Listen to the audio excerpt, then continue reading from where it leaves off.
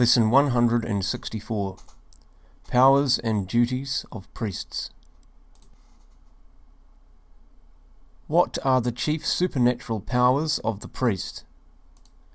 The chief supernatural powers of the priest are to change bread and wine into the body and blood of Christ in the holy sacrifice of the Mass, and to forgive sins in the sacrament of penance. The Eastern Orthodox priests have received their orders from validly ordained bishops. Therefore, even though they are not united to the Catholic Church, they have the power to say Mass. If they should return to the unity of the Church, they are not reordained. The priests who apostatize or are suspended or excommunicated still remain priests. They retain the power, although not the authority and jurisdiction of the priesthood. For example, they have the power of saying a true Mass, although they would sin grievously if they do so. However, they cannot forgive sin, except in the case of the dying. Absolution is a judicial power and needs jurisdiction. Unlike the Orthodox and Old Catholic churches, no Protestant denomination has validly ordained bishops or priests. A number of these denominations call some of their ministers bishops, but they are so only in name, unless some individual minister obtained valid orders from a schismatic bishop. What are the chief duties of a priest? The chief duties of a priest, besides living in celibacy and reciting the divine office daily, vary in accordance with the position held. A priest is ordained for the exclusive service of God, that is, for the salvation of souls. His talents, his time, his very life belong to his service. St. Paul says, "He who is unmarried is concerned about the things of the Lord, how he may please God, whereas he who is married is concerned about the things of the world, how he may please his wife, and he is divided."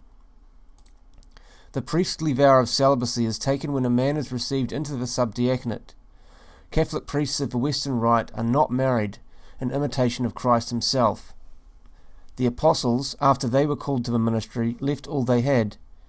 Elias, Elijah, Jeremiah, and St. John the Baptist lived in celibacy.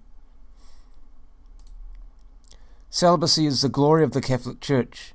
It is an ecclesiastical law, and this is why the Church may, and in fact does, grant a dispensation, as it does with priests of some of the Catholic Eastern, and in very special cases with priests of the Western Rite. The duties of a parish priest are many, varied, and of great responsibility. As shepherd of his flock, he is responsible to God for the souls committed to his care. Preaching and teaching Christian doctrine is a primary duty of his. He must visit his parishioners in order to know them and their spiritual needs. He must find out if any new Catholics have moved into the limits of the parish, if all his parishioners have been married in church, if the children go to a Catholic school or at least receive religious instruction, and if the faithful come to Mass on Sundays and holy days. He hears confessions and is always ready for a sick call and the administration of the last sacraments. The parish priest must promote the various parochial organisations like the Holy Name Society, Catholic Action, Legion of Mary, Sodalities of Our Lady, etc. The temporal administration is also part of his duties. He must see that the church, school, convent buildings, a cemetery if there is one, are properly cared for. One of the duties closest to his heart should be the custody of the most blessed sacrament of the altar.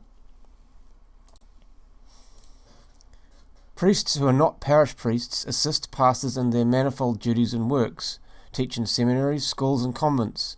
Following the instructions of their bishop, they attend to all sorts of undertakings that have as their end the glory of God and the salvation of souls.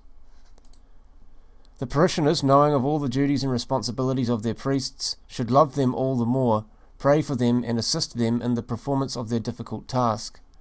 Different sodalities and organisations should take care of the church and sacristy, of the choir, altar boys, of the poor and needy, of the sick and aged, of the unemployed. Parishes are the backbone of the church. What is the divine office? The divine office is the service which all priests and certain other clerics, as well as many religious, are obliged to recite in private or chant in choir daily. It constitutes the official public prayer of the Church. It is contained in the breviary and includes prayers, psalms, hymns, canticles, extracts from Holy Scripture, lives of saints, passages from writings of the Church Fathers, and the most important prayers. The 150 psalms of the Bible, usually recited within a week, make up the substance of the divine office. Every priest is obliged to say the entire office of the day within the 24 hours of that day. Matins may be anticipated after 2 p.m. of the previous day, but no part may be put off for another day. In prescribed and fixed order, the breviary is usually printed in 1, 2, or 4 volumes and adapted to the 4 seasons of the year. Divine office is divided into 8 parts called canonical hours. Daily, about 3/4 of an hour is spent by priests, clerics, and religious to say it, and also by some of the laity who laudably recite it in the vernacular. The canonical hours are arranged in such a manner as to sanctify the different hours of the natural day. This is why it is recommended to recite them as close as possible at their own hour. Such is done in many monasteries and cathedrals, an act of public homage solemnly chanted in choir. These are the canonical hours. Matins, the longest hour, usually of 9 psalms and 3 lessons, originally recited before dawn, and now, with just reason, anticipated the evening before. Lauds, the morning prayer. Prime, said at the first hour at sunrise, 6 a.m. Terce, said at the 3rd hour at 9 a.m. Sext, said at the 6th hour at noon. None, said at the 9th hour at 3 p.m. Vespers, said as the evening service.